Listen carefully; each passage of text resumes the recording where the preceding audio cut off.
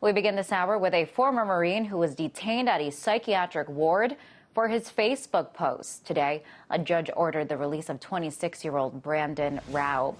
He was sent away for posting anti-government messages on his Facebook page. The police and FBI raided his Virginia home in mid-August and interrogated him about his online activity. He was later transported to a psych ward against his will. Well, the judge today said there is no basis to hold him at that psych ward. So why was he ever detained in the first place? To discuss, I'm joined now by John Whitehead, an attorney for the Marine. Hi, John. So just want to get your reaction first to the judge ordering his release. Well, very, very happy. It'd be actually a bit surprised because the system is very difficult to navigate, civil commitments. Where what happened to him last Thursday, he saw some police drive up his driveway in front of his house. He went out on the front porch. He only had his shorts on and started talking. He said, "What's up, guys?" And they said, "You've posted some controversial things on your Facebook page." While he was trying to explain himself, they surrounded him and then went ahead and handcuffed him and took him away and put him in a police car. He said, "What's the crime?" They said, "You've really committed no crime. We're not charging you with a crime." And they're not going to charge him with a crime. It was this Facebook post. They took him to a psychiatric ward, and he had a 15-minute psychological examination, had a hearing Monday.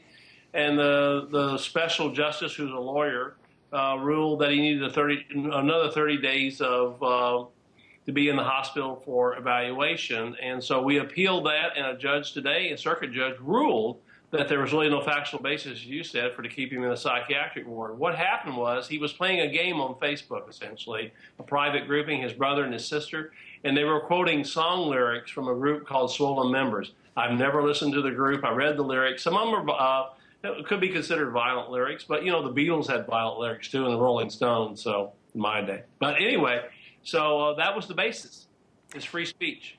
He targeted no one. And by the way, they couldn't get a search warrant because he didn't commit a crime. And so if they'd have searched his home, they would have realized he owns no weapons. Okay. Can you, John, describe more the nature of his Facebook post that stirred that controversy? I read his posts were interpreted as terrorist in nature. Is there anything that you find that he posted that fits that description? Well, one of the song lyrics was, "I'm getting ready to sharpen my axe." But you got to understand, he was talking to his brother and sister in a game called Mr. Illuminati. It was a game they were playing. And somehow the government downloaded that. And again, as I write, if you go to Rutherford.org, I write articles on surveillance. The private corporations are giving over all kinds of information to the police. So anything you do on Facebook, it goes to the police. So we know that. But they conducted surveillance, and that's what happened. But he targeted no one. He's a decorated Marine. He's been to Iraq, Afghanistan, and he's a combat engineer. So he owns 2 businesses in Richmond, Virginia. He's a upstanding man in the community, a decorated Marine. He owns no weapons. So he targeted no one. He's concerned about the government. He's a Ron Paul libertarian. Did he have any violent history? None. He's never seen a psychiatrist. He's never been on drugs. The only time he's ever seen a psychiatrist is when they put him in this mental institution last Thursday. So then why was he detained in the first place? I mean, what basis was there to justify him being sent to a psychiatric ward? Well, all we know is his Facebook post. They said some people complained, about 5 people is what they listed at the hearing Monday. And people basically he didn't know except for one person. So what this means is it can happen to anybody. I mean, there are 20,000 civil commitments in Virginia alone each year. So what happened here, and it was really key and really important, his mother went on Facebook and started talking about this case, and my son's been taken away, and someone contacted us, and we provide legal defense. Most people never get that, so they disappear in these institutions. Now, is this the norm? I mean, does this happen often that a former Marine will be sent to a psychiatric ward for saying things like this, or is this unprecedented? Oh, no, I said look, there are about 20,000 of these civil commitments in Virginia alone each year. But what happened the other night, the veterans groups contacted me across the country and said they're getting complaints from veterans who have come back from Afghanistan and Iraq. The FBI is investigating them because of their political views. If you remember a couple years ago, the Department of Homeland Security issued 2 memos on left-wing and right-wing extremism. In the right-wing extremism, veterans were listed as threats to America. So there seems to be this idea that veterans are some kind of threat. And it's a little unnerving if you're a vet, and the veterans groups are very, very upset. Seems a little bit ironic that vets would specifically be considered a threat, considering they had once fought, or some of them had once fought, to defend the country.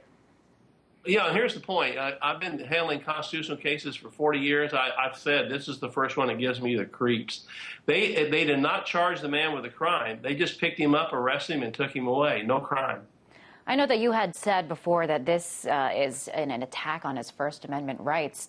Do Marines or former Marines have some kind of special obligation to censor what they say or what they post online? I don't think anybody in America has a duty to do that. I think if you're concerned about your government, and he should speak out, and he has a right.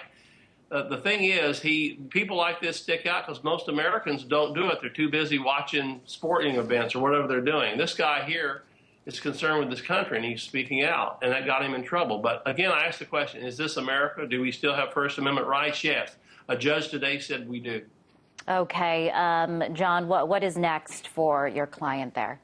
We're talking to Brandon and his mother right now about a possible civil lawsuit against the government for damages. They put this man through hell.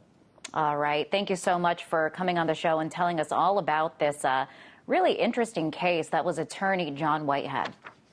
Thank you.